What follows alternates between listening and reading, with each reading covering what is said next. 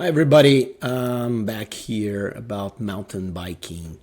In the first and only episode about it, I was pretty much focused on downhill mountain biking in parks, right, in bike parks. As a matter of fact, I was doing it in Mountain Creek in New Jersey a couple days ago.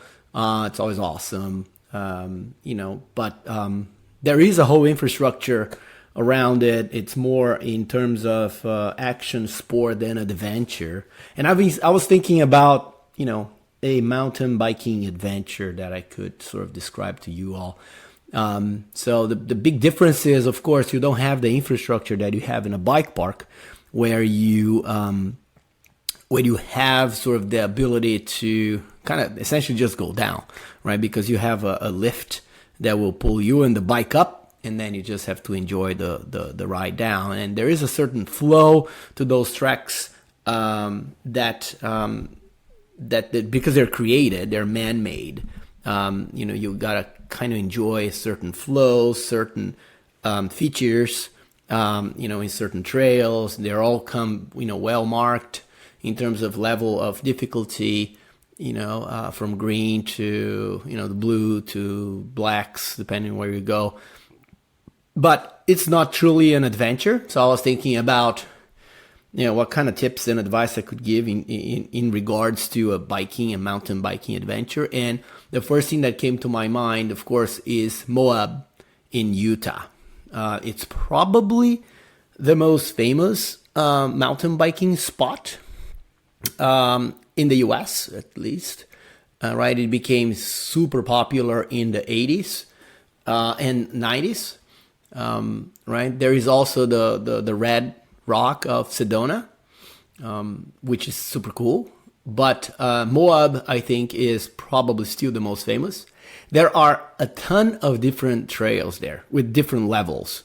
Some of them are super basic, ideal for beginners. Others are quite technical, and some of them have, let's say, a very high exposure. That means if you fall off, you probably die. Very likely, some of them. So you gotta know where you're going. That's the first thing, especially in this more open, terrains, not in a bike park. So know exactly which trail you're getting yourself into. Do the planning. Those places, Sedona or Moab, have very good, sources on the web, including their own websites and maps. So pay extra attention to that. I mean, you're not in a bike park. That's the first thing that you have to keep in mind. The second thing is typically those places, Moab in Utah, are subject to weather. And weather varies a lot. So you gotta know sort of the best months to be there. It gets extremely hot in the summer, and it gets extremely cold and snowy in the winter. So you have probably like about 4 months, in terms of a window where you can actually, enjoy the ride there. So be sure that you're there in one of those good spots. The downside of it, even though the weather tends to be great on those days, is that there are a lot of people, right? So you have ATVs, you have bikes, you have all sorts of other animals at the same time there with you. So you can become a little crowded depending on when you go. If it's a weekend, it's going to be probably full of people those months. So that's another consideration.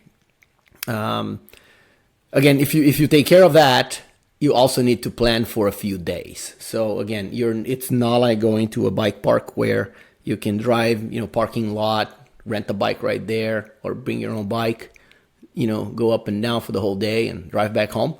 Typically that's the case.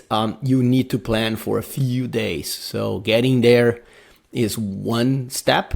The second step is actually, staying a few days so you can enjoy it. It will take longer because now you have to bike up. There are sometimes shuttles, or you can drive. But if you drive up, remember, the car is going to be parked up somewhere, and you're enjoying your way down. or you got to go back up, right? So shuttle, sometimes in these places, Moab has shuttles.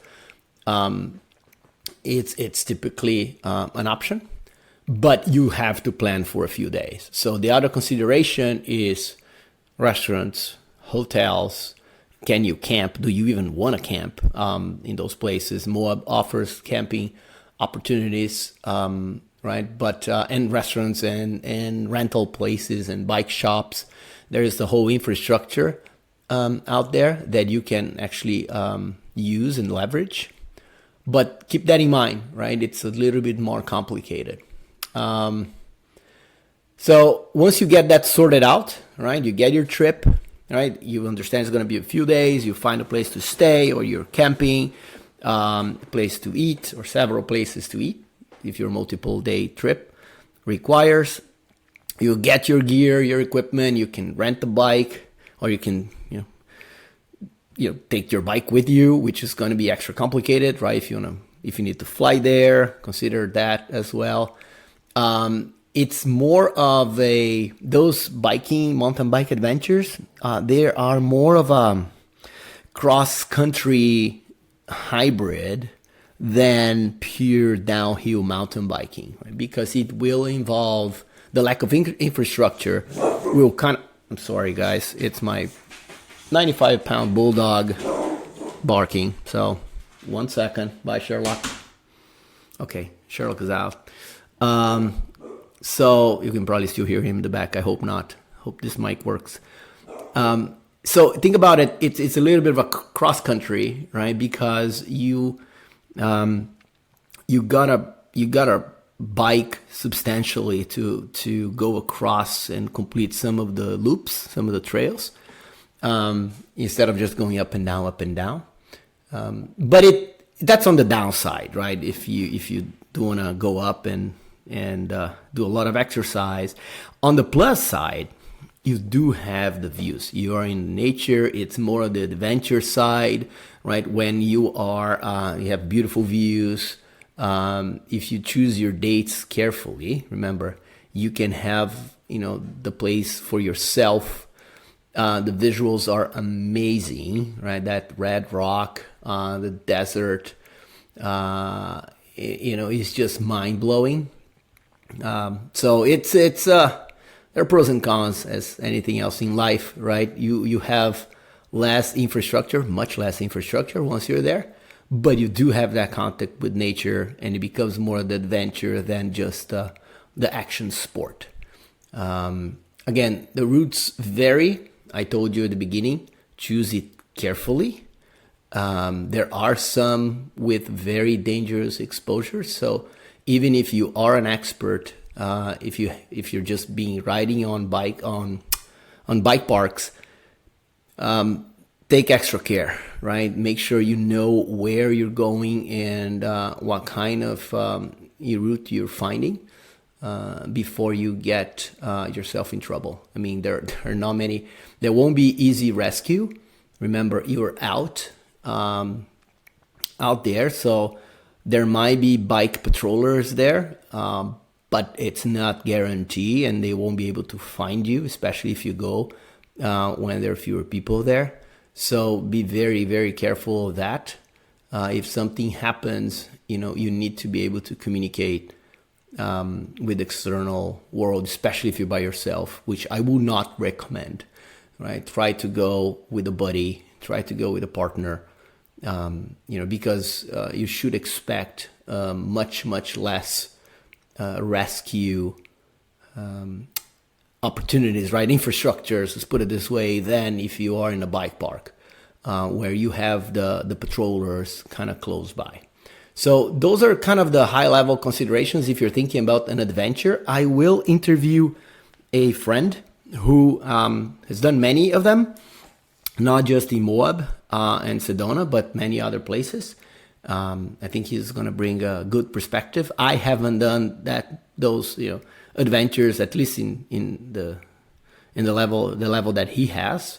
So I'm not exactly qualified to give you much more than Moab, but he will, and I think he will bring some more color and give you some more advice in terms of how to do those type of adventures. So, but that's next. I'm gotta find time with this guy. He's quite busy. So that will be should be our next episode. Thank you very much. Have a good one. Bye.